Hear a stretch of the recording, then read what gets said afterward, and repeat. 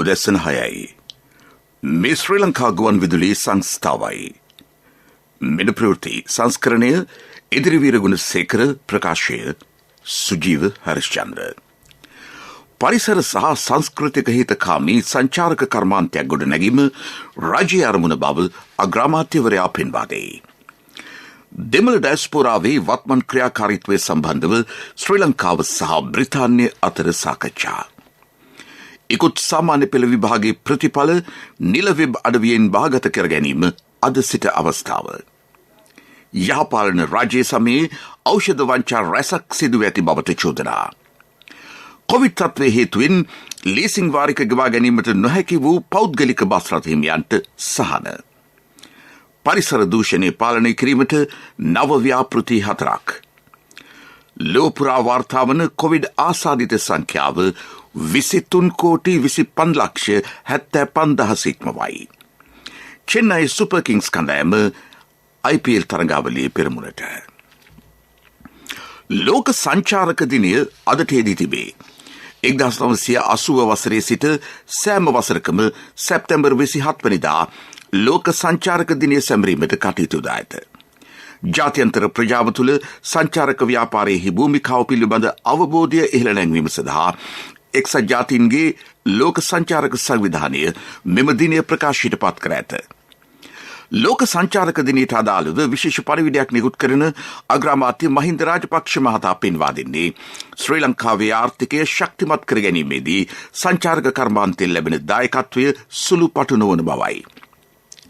මිලියන 3කට ආසන්න මෙරට පිරිසක් ඍජු සහ වක්‍ර ලෙස සංචාරක ව්‍යාපාරය හා සම්බන්ධව සිටිති. ඔවුන් ජීවනෝපාය ලෙස මෙන්ම ව්‍යාපාරික අරමුණ ඉටු කරගැනීමේ මෙහෙවර රටට විදේශ විනිමය උපයාදීමේ ප්‍රධාන මාර්ගයක් බව කෘතවේදීව සිහිපත් කළ යුතුය. යුද්ධය නිමාවීමෙන් පසු පැවති සාමකාමී නිදහස් වාතාවරණය මෙරට සංචාරක ව්‍යාපාරයේ ශීඝ්‍ර දියුණුවට බලපෑ බව නොරහසකි. ඒත් පසුකාලීනව රට තුළ ඇති වූ අනාරක්ෂිත සිදුවීම් මෙන්ම තවමත් අවසානයක් නොපෙනෙන කොවිඩ් වසංගතය හේතුවෙන් සංචාරක කර්මාන්තය හා බැඳී සිටි ජනතාව දිගු කාලීනව පීඩාවට පත්ව ඇත. ජනතාව ආරක්ෂා කර ගනිමින් මේ වසංගතයට මුහුණ දීමේ අභියෝගය බාරගත් රජය එන්නත්කරණය වේගවත් කර තිබේ. සංචාරක කර්මාන්තය යළි නගා සිටුවීම සඳහා ඉදිරියේදී නව වැඩපිළිවෙළක් ක්‍රියාත්මක කෙරේ. ඊට අවශ්‍ය පියවර සංචාරක අමාත්‍යාංශය මැදිහත් වීමෙන් මේ වන විටත් ගෙන තිබේ. ශ්‍රී ලංකන් ගුවන් සේවය නව ගමනාන්ත සොයා යමින් සංචාරක ක්ෂේත්‍රයේ දියුණුව සඳහා ජාතික ගුවන් සේවයේ කාර්යභාරය නිසි ලෙස ඉටු කරමින් සිටී. ලෝක මට්ටමින් සංචාරක ව්‍යාපාරයේ නව පරිච්ඡේදයක් ආරම්භ වී ඇත්තේ අභ්‍යවකාශ සංචාරක යුගයකට මුලපිරීම හේතුවෙනි. ශ්‍රී ලංකාව නව සංචාරක ආකර්ශනීය දේශයක් ලෙස ප්‍රවර්ධනය කිරීමේ වගකීම රජය බහරගෙන ඇත. තිරසර සංවර්ධනයක් ඉලක්ක කරගෙන පරිසරය සහ සංස්කෘතික හිතකාමී සංචාරක කර්මාන්තයක් ගොඩනැගීම රජයේ අරමුණ බවද අග්‍රාමාත්‍ය මහින්ද රාජපක්ෂ මහතා සඳහන් කරයි. අන්තර්කරණීය වර්ධනයක් උදෙසා සංචාරක කර්මාන්තය යන්න මෙවර ලෝක සංචාරක දිනයේ තේමාවයි. ශ්‍රී ලංකාව සහ බ්‍රිතාන්‍ය අතර ද්විපාර්ශ්වික සබඳතා තවදුරටත් ශක්තිමත් කෙරේ. වෙළඳාම ආයෝජනය සහ දේශීය සංහිඳියා ක්‍රියාවලිය පිළිබඳව විදේශ අමාත්‍ය මහාචාර්ය ජී.එල්. පීරිස් මහතා සහ බ්‍රිතාන්‍යයේ දකුණු අප්‍රිකාව එක්සත් ජාතීන්ගේ සංවිධානය සහ පොදු රාජ්‍ය මණ්ඩලය පිළිබඳ රාජ්‍ය අමාත්‍ය අහමඩ් සාමිවරයා අතර විශේෂ සාකච්ඡාවක් ඇමරිකාවේ නිව්යෝක් නුවරදී පැවැත්වා තිබේ. කොළඹ වරාය නගරයේ පවතින ආයෝජන අවස්ථා සම්බන්ධද මෙහිදී අවධානය යොමු වී ඇත. දෙමළ ඩයස්පෝරාවේ වර්තමාන ක්‍රියාකාරීත්වය සම්බන්ධවද දෙරට අමාත්‍යවරුන් දීර්ඝ ලෙස සාකච්ඡා කළ බව විදේශ කටයුතු අමාත්‍යාංශය නිවේදනය කරයි. අධ්‍යයන පොදු සහතික පත්‍ර සාමාන්‍ය පෙළ විභාගයේ ප්‍රතිඵල නැවත සමීක්ෂණ කටයුතු රට යළි විවෘත කළ වහා සිදු කිරීමට තීරණය කර තිබේ. ඉකුත්දා නිකුත් වූ ප්‍රතිඵල පාසල් වෙත නිකුත් කිරීම දැන් සිදුවේ. ඉදිරි දින කිහිපයේදී එම ලේඛන පාසල් වෙත ලැබෙනු ඇත. විභාග දෙපාර්තමේන්තු නිල වෙබ් අඩවිය මගින් තම ප්‍රතිඵල ලේඛනය බහගත කර ගැනීමේ හැකියාව අද සිට හිමි වන බව විභාග කොමසාරිස් ජෙනරාල් සනත් පූජිත මහතා පවසයි. මේ ප්‍රවෘත්ති ශ්‍රී ලංකා ගුවන් විදුලි සංස්ථාවෙන්.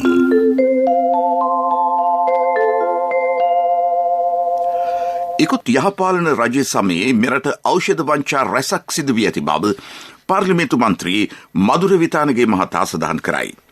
එම කාලයේ ආනයනය කරන ලද ඖෂධවල මිල ඉතා ඉහළ මට්ටමක පැවතුණි. එම රජයේ ප්‍රබල අමාත්‍යවරුන්ට ඖෂධ ගෙන්වීමේ සමාගම් වලින් විශාල ලෙස කොමිස් මුදල් හිමි වූ බවද ඔහු සඳහන් කරයි. පිළිකා රෝගවලට ලබා දෙන ඖෂධවල කල්ලිකුත් වූ පසු ඒවායේ ලේබල් වෙනස් කර නැවත රෝගීන්ට ලබා දීමේ වැඩපිළිවෙලක්ද යහපාලන රජය සමයේ ක්‍රියාත්මක වූ බව මන්ත්‍රීවරයා පෙන්වා දෙයි. ඒ සම්බන්ධයෙන් වැඩිදුරටත් අදහස් දක්වන පාර්ලිමේන්තු මන්ත්‍රී මදුර විතානගේ මහතා. 2015-2019 වර්ෂ පහ තුළ සාමාන්‍ය ඖෂධ වෙළඳ රුපියල් 300ට ගන්න පුළුවන් බෙහෙත් පෙත්තක් එහෙම නැත්නම් එන්නත රුපියල් 16000ට 20000ට විකුණලා ජාතික නියාමන ඖෂධ අධිකාරිය විසින් රජයේ ඖෂධ මිලදී ගැනීම කරලා මහා බරපතල වංචාවක් කරා. මේ අවුරුදු පහ තුළ මේ විපක්ෂ නායකතුමා දැක්කේ නැහැ ඒක. හරින් ෆර්නෑන්ඩෝල දැක්කේ නැහැ. අද දත්තම කීම ගැන කතා කරන ආණ්ඩු පක්ෂයේ മന്ത്രിවරයෙක් විදිහට මමයි ගියේ මේ පැමිණිල්ල දාන්න මුලින්ම 2021 අප්‍රේල් 6 වෙනිදා ඊට පස්සේ අපරාධ පරීක්ෂණ දෙපාර්තමේන්තුවෙන් අවස්ථා කීපයකදී ගිහිල්ලා දත්ත තොරතුරු පරීක්ෂා කරා. යහපාලන ආණ්ඩුවේ මේ මහා මොලකරුවන් එක්ක හොරකම් කරපු දූෂිත ගනුදෙනු කරපු මේ සමහර නිලධාරීන් තොරතුරු දුන්නෙත් නැහැ. හැංගි හිටි අවසානයේ මේ පැමිණිල්ලට විරුද්ධව කටයුතු කරනකොට ඒ වගේ විමර්ශන කරනකොට තමයි මේ දත්ත මැකෙන්න පටන් ගත්තේ. මෙරටින් වාර්තා වන සමස්ත කොවිඩ් ආසාදිතයන් සංඛ්‍යාව 5,13,609ක් දක්වා වාර්තා වී තිබේ. ඊයේ දිනේ තුල ආසාදිතයෝ 1,078 දෙනෙක් හඳුනාගත්හ. මෙරට තුල වාර්තා වන සමස්ත කොවිඩ් ආසාදිත මරණ සංඛ්‍යාව 12,680කි. ඉන් 71ක් සෞඛ්‍ය සේවා අධ්‍යක්ෂ ජෙනරාල්වරයා ඊයේ තහවුරු කළේය. වෛරසය ආසාදිතව ප්‍රතිකාර ලැබූ 4,54,532 දෙනෙක් මේ වන විට රෝහල් වලින් පිටව ගොස් තිබෙන බව සෞඛ්‍ය අමාත්‍යාංශය නිවේදනය කරයි. සමස්තයක් ලෙස මේ වන විට දෛනික කොවිඩ් ආසාදිත සංඛ්‍යාවේ අඩුවක් පෙන්නුම් කරයි. COVID-19 වසංගත තත්ත්වය හේතුවෙන් ලීසිං වාරික ගෙවා ගැනීමට නොහැකි වූ පෞද්ගලික බස් රථ සඳහා සහන ලබා දීමට රාජ්‍ය පියවර ගනී. ඊට අවශ්‍ය මුදල් මේ වන විටත් වෙන් කර ඇති බව රාජ්‍ය මාත්‍ය දිලුම් අමුණුගම මහතා සඳහන් කරයි. අපි රාජ්‍ය බැංකු දෙකත් එක්ක සාකච්ඡා මේ සියලුම සංගම් අපි සාකච්ඡා කරලා අපි ඉල්ලීමක් කරුවා. රජයේ බැංකු දෙකෙන් අපිට අඩු පොලි ණයක් ගෙවන්න අඩුම තරමේ ලීසින් එකේ එරියස් එකවත් පියවර ගන්න. ඒ අනුව අපි ලක්ෂ 3.5ක ණය මුදලක් ලබා දෙන්න කටයුතු කෙරුවා. සියලු දෙනා තාම ලබාගෙන නැති වෙන්න පුළුවන්. නමුත් මේ වෙනකොට NTC පර්මිට් සඳහා විතරක් මිලියන 153ක් මේ වෙනකොට ලංකා බැංකුවෙන් ලබලා තියෙනවා කියලා ඊයේ දිනේ මම දැනගත්තා. පළාත් අධිකාරිවල ගාන මම දන්නේ නැහැ. නමුත් අඩුම තරමේ තව මිලියන 100ක් පළාත් අධිකාරිවල පස්සිමියන් සඳහා ලංකා බැංකුවෙන් නිකුත් කරලා තියෙනවා කියන එක සැකයකින් තොරව අපිට කියන්න. රට විවෘත කළ පසු සෞඛ්‍ය මාර්ගෝපදේශ මත කඩිනමින් දුම්රිය දහවනේ ආරම්භ කරන බව දුම්රිය සාමාන්‍ය අධිකාරී ධම්මික ජයසුන්දර මහතා පවසයි. නිරෝධායන ඇඳරි නීතිය හේතුවෙන් මාසයකට අධික කාලයක් දුම්රිය දහවනේ නොවිය. දහවනේ ආරම්භ කිරීමට පෙර පරීක්ෂණ දහවන වාර කීපයක් ක්‍රියාත්මක කරන බවද හෙතෙම ජාතික ගුවන් විදුලියට පැවසිය. රට සම්පූර්ණයෙන්ම විවෘත කළහොත් දුරගමන් සේවා දුම්රිය ක්‍රියාත්මක කෙරේ. නැතහොත් පළාත් අතර අවස්ථානුකූලව දුම්රිය දහවනයට කටයුතු කරන බව දුම්රිය සාමාන්‍ය අධිකාරීවරයා වැඩිදුරටත් පවසයි. පරිසර දූෂණය පාලනය කිරීම සඳහා නව ව්‍යාපෘති 4ක් ක්‍රියාත්මක කරන බව පරිසර අමාත්‍යාංශය පවසයි. ප්ලාස්ටික් අපද්‍රව්‍ය කළමනාකරණය සඳහා වන ව්‍යාපෘති 2ක් සහ රසදිය කළමනාකරණයට අදාළ ව්‍යාපෘති 2ක් ඊට ඇතුළත් වේ. පරිසර දූෂණය අවම කිරීම සඳහා ජනතාව දැනුවත් කිරීමේ වැඩසටහන්ද ක්‍රියාත්මක කෙරේ.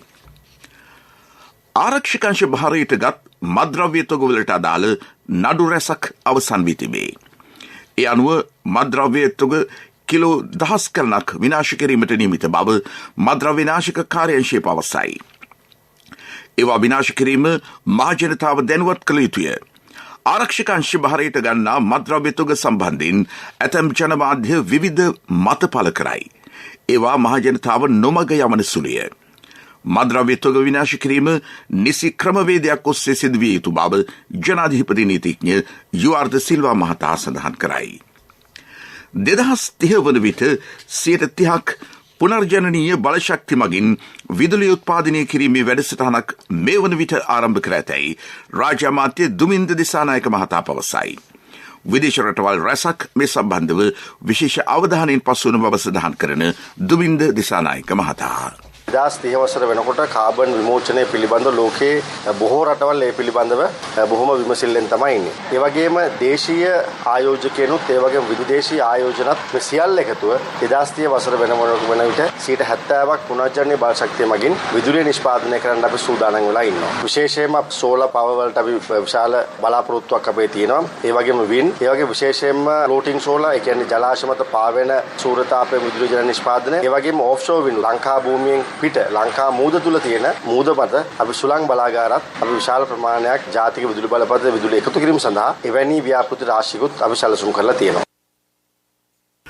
නිසි හිමිකරුවෙකු නොමැති බහලුම් විශාල සංඛ්‍යාවක් වසර ගණනාවක සිට රේගුවේ රඳවාගෙන තිබේ. මෙම බහලුම් වැරදි සහගත ලෙස මෙරටට ගෙනෙන ලදේවා වෙයි.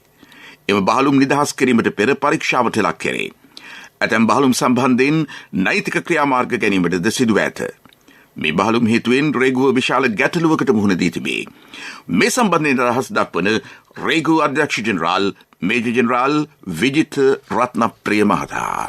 මේ බහලුම් ඇත්තටම මේ වගේ රැඳිලා තියෙන්නේ මෙවුවා වැරදි සහගත ලෙස ශ්‍රී ලංකාවට ආනයනය කරලා තියෙන නිසා. ඒ නිසා මේ සම්බන්ධව සිටින පුද්ගලයන් මේ වෙනකොට ආගියතක් නැහැ. ඔවුන් සම්බන්ධව අපිට තොරතුරු නැති නිසා තමයි මේවා මේ විදිහට රැඳිලා තියෙන්නේ. ඉතින් නමුත් අපි ඔවුන් එනකන් එහෙම නැත්නම් අපි මේ විමර්ශන කටයුතු අවසන් කරනකන් ඉන්නේ නැතුව අපි AG ඩිපාර්ට්මන්ට් එකේ ඇටර්නි ජෙනරල් ඩිපාර්ට්මන්ට් එකෙන් අපි උපදෙස්illa තියෙනවා. අපිට මෙවුවා නිෂ්කාශනය කරන්න අවසර දෙන්න අපි ඒ සම්බන්ධව තියෙන විමර්ශන කටයුතු කරගෙන යනවා දිගටම. නමුත් මේවා මේ බහලුම් මේ ආකාරයෙන් රඳවලා තබා ගැනීම නිසා බහලුම් වල අඩුපාඩුවක් පේනවා. ඒ කියන්නේ අපි අපනයන කටයුතුවලදී අවශ්‍ය ඒ බහලුම් ප්‍රමාණය නැති නිසා මේ බහලුම් අපිට නිදහස් කරන්න හැකි වුණොත් අපනයන කටයුතු වලට මේ බහලුම් පාවිච්චි කිරීමේ හැකියාව තියෙනවා.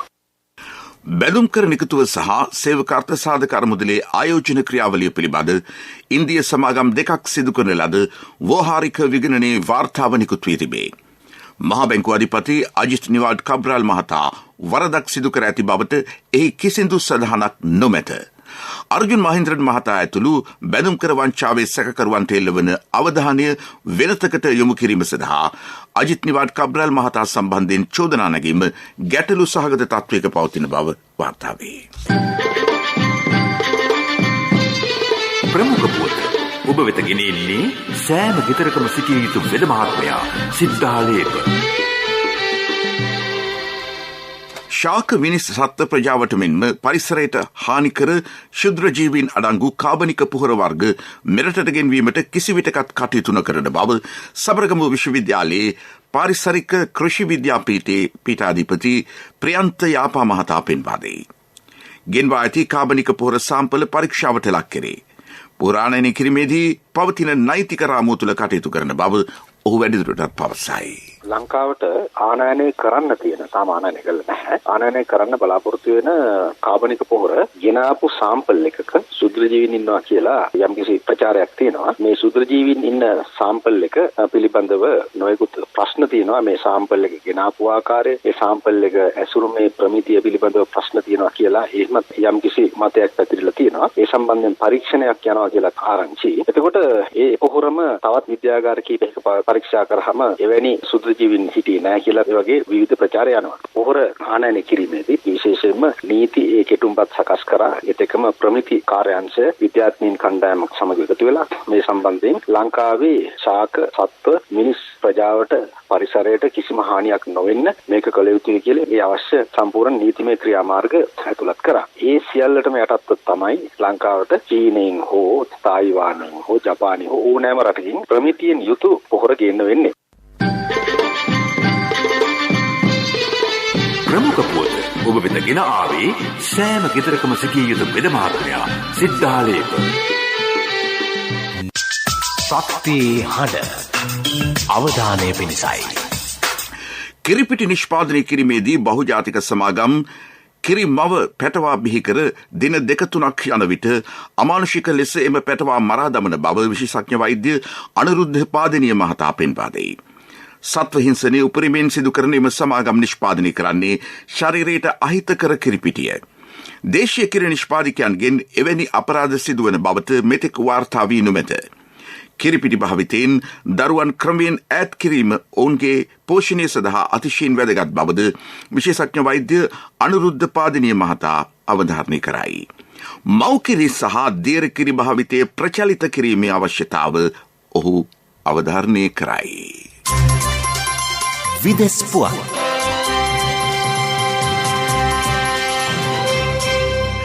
ඊයේ දිනේ තුළ ලොව පුරා COVID-19 ආසාදිතයන් 3,21,182 දෙනෙක් වාර්තා වී ඇත. වැඩිම ආසාදිතයන් සංඛ්‍යාව බ්‍රිතාන්‍යයෙන් වාර්තා වේ. එය 32,417ක් ලෙසද සටහන් වේ. ඇමරිකාවෙන් ආසාදිතයෝ 24,374ක් හඳුනාගෙන ඇත. ඉන්දියාවෙන් ආසාදිතයන් 27,022ක්ද, රුසියාවෙන් ආසාදිතයන් 22,498ක්ද, තුර්කියෙන් ආසාදිතයන් 25,861ක්ද හඳුනාගෙන ඇත. ලොව පුරා වාර්තා වන සමස්ත කොවිඩ් ආසාදිත සංඛ්‍යාව කෝටි 25,444ක් වේ. ඉන් පුද්ගලයෝ 44,61,434 දෙනෙක් වෛරසයේ සංකූලතාවය හේතුවෙන් මේ වන විට ජීවිතක්ෂයට පත්වහ. ඇෆ්ගනිස්තානයේ දැඩි ලෙස මානව හිමිකම් උල්ලංඝනය වන බව වාර්තා වේ. පැහැර ගැනීම සිදු කරන බවට චෝදනා ලැබූ පුද්ගලයන් 9 දෙනෙකු වෙඩි තබා ඝාතනය කර ඔවුන්ගේ සිරුරු නගරයේ එල්ලා ප්‍රදර්ශනය කිරීමට තාලිබාන් සංවිධානය කටයුතු කර ඇත. මෙවැනි දඬුවම් ලබා දීම තුළින් අපරාධ අඩු වෙතයි යන්න විශ්වාස කරන බව තාලිබාන් සංවිධානය පවසයි. කෙසේ වෙතත් මේ සම්බන්ධව ජාත්‍යන්තරයේ දැඩි අවධානයක් යොමු ඇත. ඇෆ්ගනිස්තානය තුළ කාන්තා අයිතිවාසිකම්ද උල්ලංඝනය වෙමින් පවතී. කාන්තාවන්ගේ අධ්‍යාපන අයිතියටද සීමා පනවා ඇත. ඇෆ්ගනිස්තානය ආර්ථික අතින්ද දැඩි පසුබෑමට ලක්ව ඇතැයි ජාත්‍යන්තර මාධ්‍ය වාර්තා කරයි. මරණ දඬුවම වෙන්ම අත්පා කපා දැමීම වැනි දරුණු දඬුවම් ඇෆ්ගනිස්තානය තුළ ක්‍රියාත්මක කරන බව ඒ පාලන බලය අල්ලාගෙන සිටින තාලිබාන් සංවිධානයම අවධාරණය කරයි. පිරසර සංවර්ධනයක පුවත් සම්පින්ඩනය සංවර්ධන පුවත්.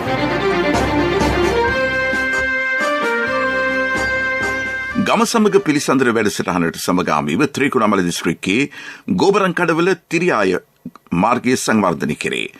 වැය කරන මුදල රුපියල් මිලියන 646කි. ගිරිබාව ප්‍රදේශයේදී පැවති ගම සමග පිළිසඳර වැඩසටහනේදී ජනාධිපතිතුමා වෙත ඉදිරිපත් කළ ඉල්ලීමකට අනුව මේ මාර්ගය සංවර්ධනය කිරීමට කටයුතු කරේ. මාර්ග සංවර්ධන අධිකාරිය ව්‍යාපෘතිය ක්‍රියාත්මක කරයි. ක්‍රීඩා පුවත්. IPL ක්‍රිකට් තරගාවලියේ 40 වෙනි තරගය අද පැවැත්වේ. සයිරන්ස් හයිදරාබාද් කණ්ඩායම සහ රාජස්ථාන් රොයල්ස් කණ්ඩායම අතර දුබයිහිදී මෙරට වේලාවෙන් රාත්‍රී 7:30ට තරගය ආරම්භ වේ. මහෙන්ද්‍ර සිං ධෝනි නායකත්වයේ දරන චෙන්නයි සුපර් කිංස් කණ්ඩායම මේ වන විට ලකුණු සටහනේ ඉදිරියෙන් පසු වන අතර දිල්ලි කැපිටල්ස් කණ්ඩායම ලකුණු සටහනේ දෙවන ස්ථානයේ දිනා ඇත. රොයල් චැලෙන්ජර්ස් බැංගලෝර් කණ්ඩායම තුන්වන ස්ථානයේ පසු වේ. ව්‍යාපාරික පුවත් ඔබ වෙත ගෙන එන්නේ ජාතික ඉදිරිකිරීමේ බැංකුවෙන් ඔබ වෙත ගෙන එන සියල් සපිරි ඇප් එක NSB Pay. කාබනික පොර නිෂ්පාදනය කිරීමේ වැඩපිළිවෙලක් අනුරාධපුර දිස්ත්‍රික්කයේ ක්‍රියාත්මකයි. එම දිස්ත්‍රික්කයේ කාබනික පොර අවශ්‍යතාව මෙට්‍රික් ටොන් 63,000කි. ඉදිරි මහකන්නේදී එම අවශ්‍යතාව සපුරාලීම සඳහා කෘෂිකර්ම අමාත්‍යාංශයේද සහාය ඇතිව ක්‍රමවත් වැඩපිළිවෙලක් ක්‍රියාත්මක කර ඇතැයි අනුරාධපුර ගොවි සංවර්ධන සහකාර කොමසාරිස් PGSN ප්‍රේදර්ශිනී මහත්මිය පවසයි.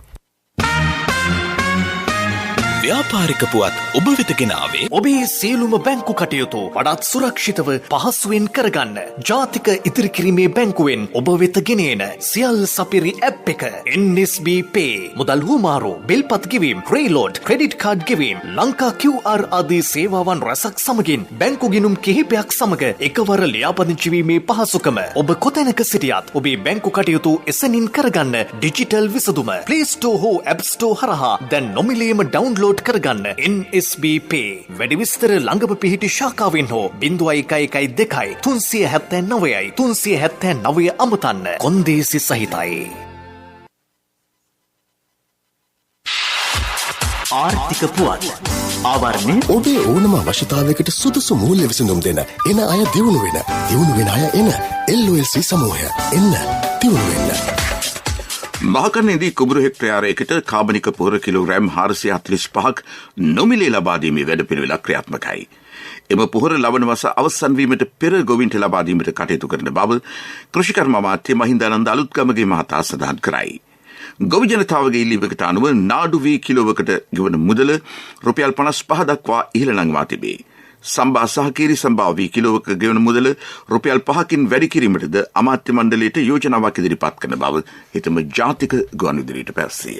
යුතුකම් වගකීම් එක්ක සල්ලි ඉතුරු කරන්න ලේසි නෑ. ඔබේ ස්ථාවර තැන්පතට ආකර්ශනීය පොලියක් හා ආරක්ෂාවක් දෙන්න අපි පොරොන්දු වෙන්නේ ඒකයි. LOLC Finance ස්ථාවර තැන්පතු ඉතිරිය උතුරන්න. 2001 දෙසැම්බර් 13 වෙනි දින නීතිගත කරන ලද LOLC Finance PLC ICRA Lanka limited වෙතින් SLA ස්ථාවර ශ්‍රේණිය ලබා ඇත. 2011 අංක 42 දරන මුදල් ව්‍යාපාර පනත යටතේ ශ්‍රී ලංකා මහ බැංකුවේ මුදල් මණ්ඩලය වෙතින් බලපත්‍රලාභී මුදල් සමාගමකි.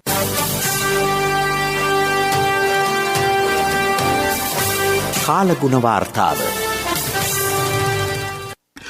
බස්නාහිර සබරගමු මධ්‍යම සහ වයඹ පළාත්වලත් ගාල්ල සහ මාතර දිස්ත්‍රික්කවලත් විටින් විට වැසි හෝ ගිගුරුම් සහිත වැසි ඇතිවන බව කාලගුණ විද්‍යා දෙපාර්තමේන්තුව නිවේදනය කරනවා.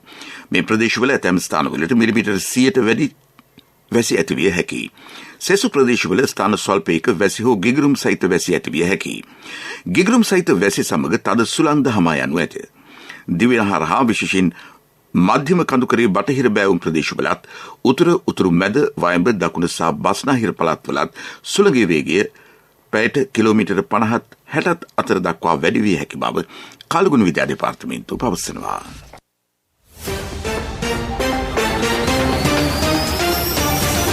රටේ අනාගතය වන්නේ මල් කැකුළුවන් අපේ ආදරණීය දරුවන්. කොවිඩ් වසංගතෙන් වැඩිම පීඩාවට පත්වයේද අපේම අහිංසක දරුවන් බව අප ඉතා හොඳින් දනිමු. කිලිලුළු වයසේ පසුවන අපේම දුවා දරුවන් පසුගිය කාලය පුරාම ඒ සියලු ක්‍රියාකාරකම් පසෙක තබා එක්කෝ ජංගම දුරකථනයට නැත්නම් පරිගණකයට Tamanගේ සියලු ක්‍රියාකාරකම් බාර දී තිබුණි. පාසල් පරිසරය මුළුමනින්ම දරුවන්ගෙන් ඈත් කර කෘත්‍රිම වටපිටාවක දරුවන්ගේ ජීවිත ගෙවා දමන්නට මේ කොවිඩ් වසංගතය මඟ පාදා තිබෙනවා. දරුවන්ට යාන්තම්මෝ අස්වැසිල්ලක් ලැබුණේ තම පාසලේ ආදරණීය ගුරු මව්වරුන් හා ගුරු පියවරුන් සමග විෂය සමගාමීව ඔන්ලයින් නැත්නම් මාර්ගගත ක්‍රමයට අනුව දැනුම හුවමාරු කර ගැනීම නිසා. ඒද ඊනියා වෘත්තීය සමිති සම්පූර්ණයෙන් නතර කර දමා වෘත්තීය ක්‍රියාමාර්ගවලට ප්‍රවේශ වුණා. දරුවන්ගේ ලෝකය සුණු විසුණු කරන්නට කරන ලද මෙවැනි ක්‍රියා කොතරම් අකාරුණිකදැයි මුළුමහත් සමාජයේම ප්‍රශ්න කර සිටිනවා. එක් අතකින් එක් අයෙක් දෙන්නෙක් නිසා සමස්ත ගුරු පරපුරටම දෙස්තබන තත්වයකට ගුරු පරපුර ඇද දමන්නට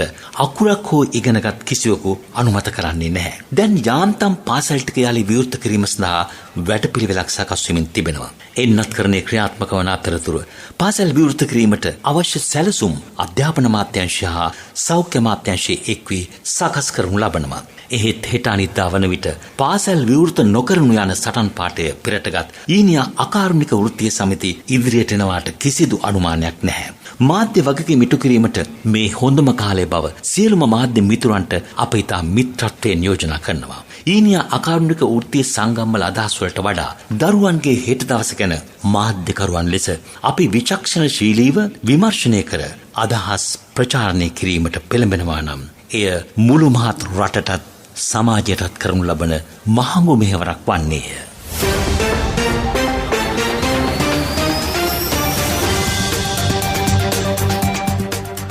එලිසිරස්තල පරිසර හා සංස්කෘතික හිතකාමී සංචාරක කර්මාන්තයක් ගොඩනැගීම රජය අරමුණ බව ග්‍රාමාධිපතිවරයා පෙන්වා දෙයි. දෙමළ ඩයස්පොරාවේ වත්මන් ක්‍රියාකාරීත්වය සම්බන්ධව ශ්‍රී ලංකාව සහ බ්‍රිතාන්‍යය අතර සාකච්ඡා. ඉකුත් සාමාන්‍ය පෙළ විභාගයේ ප්‍රතිඵල නිල වෙබ් අඩවියෙන් බාගත කර ගැනීම අද සිට අවස්ථාව. ලෝපුරා වාර්තාවන කොවිඩ් ආසාදිතයන් සංඛ්‍යාව 23,55,75,000 ඉක්මවයි. එසමගින් උදැසන ප්‍රධාන ප්‍රවෘත්ති ප්‍රකාශය නිමවට පත්වනවා. අපගේ මෙම ප්‍රවෘත්ති ප්‍රකාශය www.slbc.lk වෙබ් අඩවිය ඔස්සේද ඔබට නැවත සවන් දිය හැකියි. මීළඟ ප්‍රධාන ප්‍රවෘත්ති දහවල් 12:45.